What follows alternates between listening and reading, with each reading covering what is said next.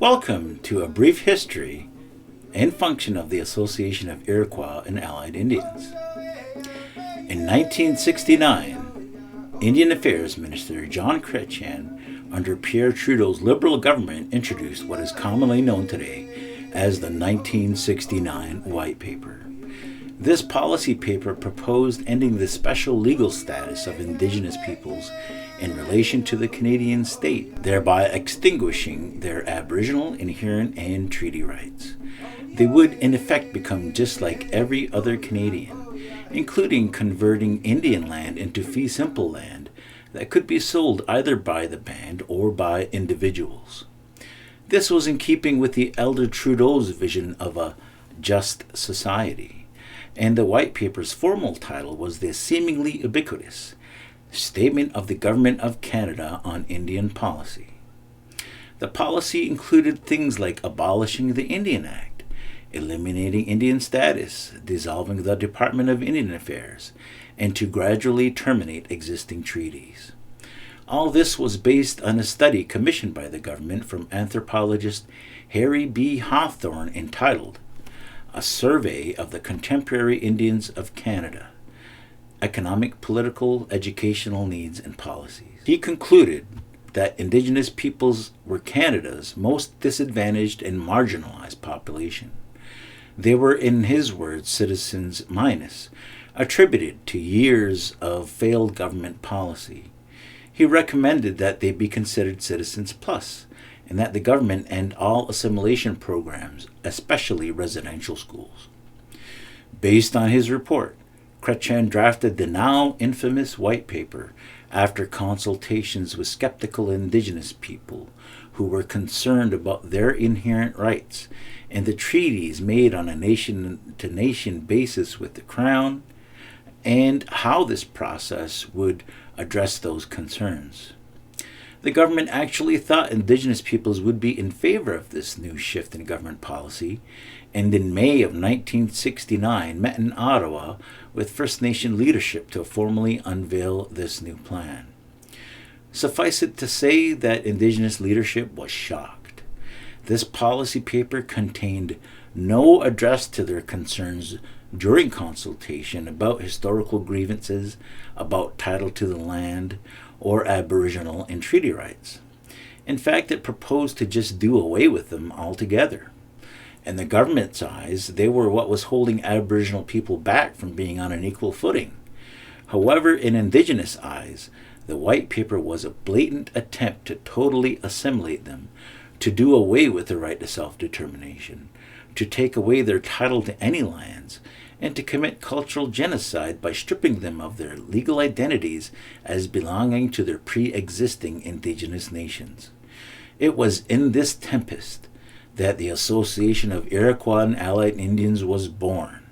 It was and is a political alliance to not only protect inherent and treaty rights and self-determination, but to advocate, lobby, hold rallies and demonstrations, and otherwise enhance the socio-economic and political status of its member nations and citizens.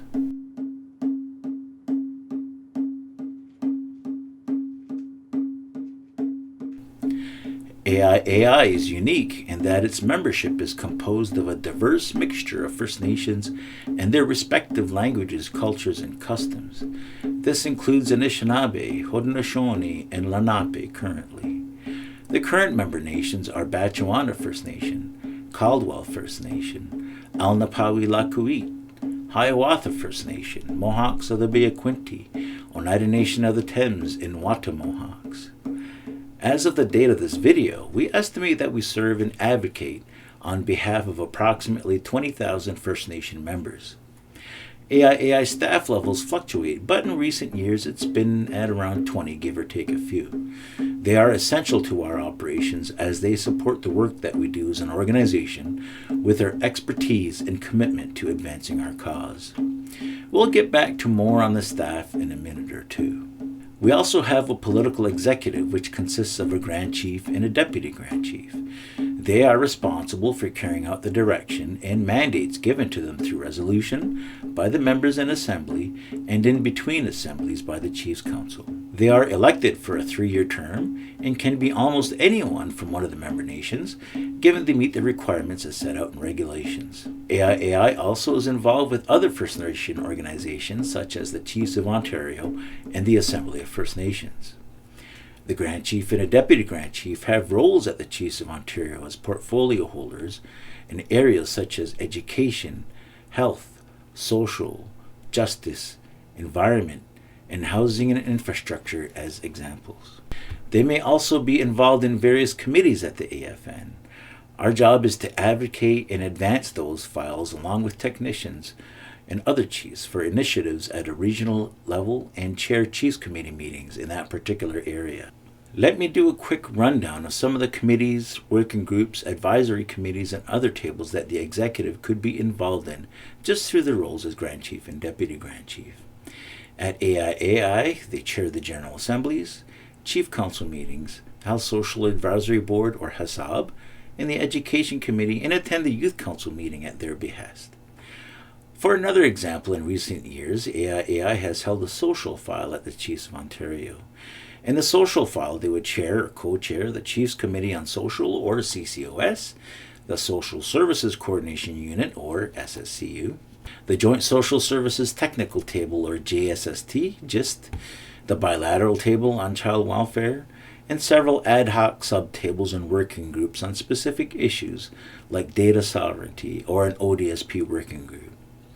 As portfolios at both AIAI and Chiefs of Ontario, it is also our job to update the assemblies on progress for these respective files and put before them any recommendations or resolutions that need to be passed to further a mandate or direction or just to confirm a decision.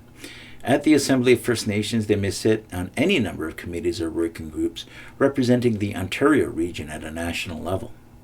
Outside of these organizations, there are other ways we can influence and participate, such as the Indigenous Advisory Group for the Ontario Human Rights Commission, or any other number of committees or advisory groups from, there can be both governmental or non-governmental. On top of these necessary activities, AIAI also does a lot of other things too. We coordinate, plan, and hold protests and rallies on various topics. I have been a part of many rallies, marches, and protests throughout the years, and sometimes it's necessary to take it to the streets to make your voice heard when there's government overreach or injustice. We also do quite a bit of lobbying of both provincial and federal governments to address the goals set out in our strategic plan or other issues that may arise with our individual member nations.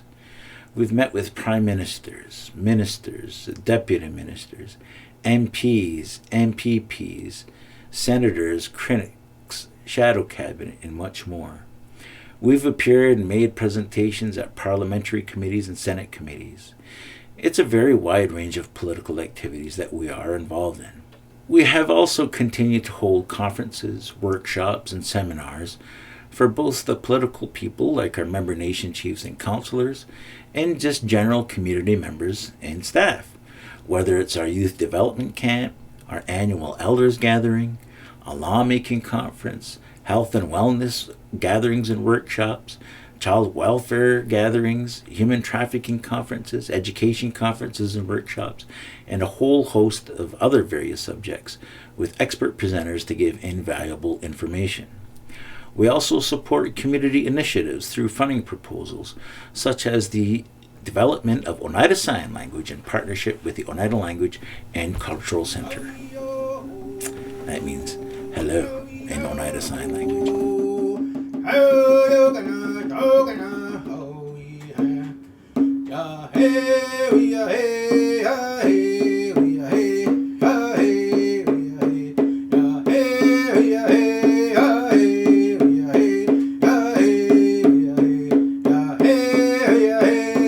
We also do a lot of work related to dealing with the media, from having an online presence across various social media platforms.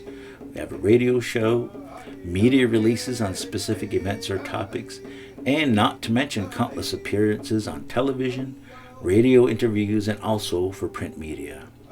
We've even done several statements at the National Press Gallery in Ottawa on issues like drinking water infrastructure and opposing threatening policies like the framework on the implementation of Indigenous rights. That sounds like a lot of work, and it involves a lot of meetings, phone calls, Zoom meetings, traveling, planning, coordination, and preparation. And this is where our hardworking staff come into the picture and do a majority of the heavy lifting. All of our employees serve a specific and critical function to keep the wheels of progress moving on so many of our efforts. Our policy unit provides expert technical advice and analysis on all areas that we work in. They help to inform the direction that we take, whether it be in regards to an upcoming piece of policy or legislation or a change to an existing one. They also monitor for potential threats and opportunities in those areas. They are essential supports to the political executive in matters of keeping them armed with the information and analysis they need to advance our cause. Our other staff all support in crucial areas such as the Director of Operations, managers, communications, reception, booking, coordinating conferences, registration, writing correspondence, HIV/AIDS education, health promotion, youth council coordination, and I could go on. The staff is the engine and tires, but our membership is the gasoline body and the GPS in our metaphorical AIAI race car, and I think it's a good car. The chief counsel and the executive are the drivers that try to keep this vehicle on the road to success that we've known so far. We have rightfully earned a reputation across Canada as being a fighter for our rights, and we will work to maintain it. Our goal has and always will be to protect and advocate for the rights of our member nations and peoples. We do not speak for them unless we are mandated to do so, because one of our central tenets is to preserve and enhance the ability of our member nations to have that nation-to-nation relationship with the Crown. We are an advocate first and foremost, and will always be unafraid to speak out against injustice and for our collective and individual rights as Indigenous peoples, and to do our part in decolonization and advancing our vision of reconciliation. Thank you.